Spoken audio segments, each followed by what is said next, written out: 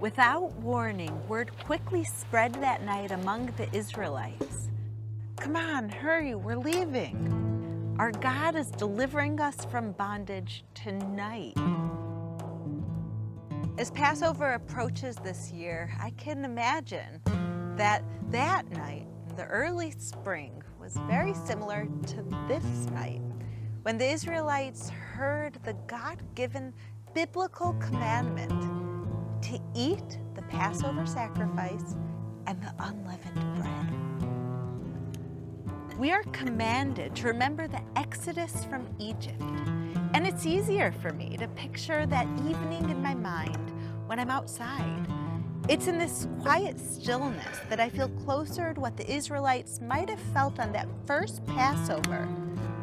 Did their hands slightly tremble as they lit the fire? Was it from the excitement of feeling the presence of God?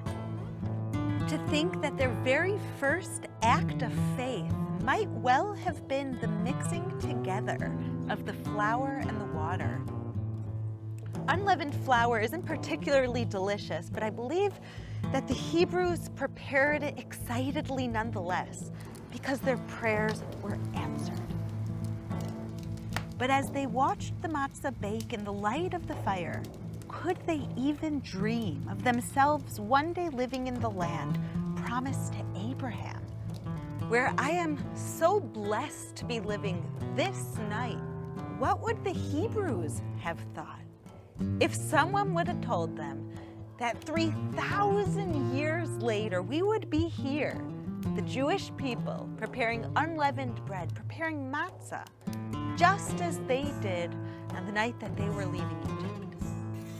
When we see the matzah baking so quickly, it reminds us of when the God of Israel also acted quickly and delivered his people. The message of the matzah is one of hope and faith. We remember that his timing in our lives is always perfect. Happy Passover, my friends, from here in the Holy Land.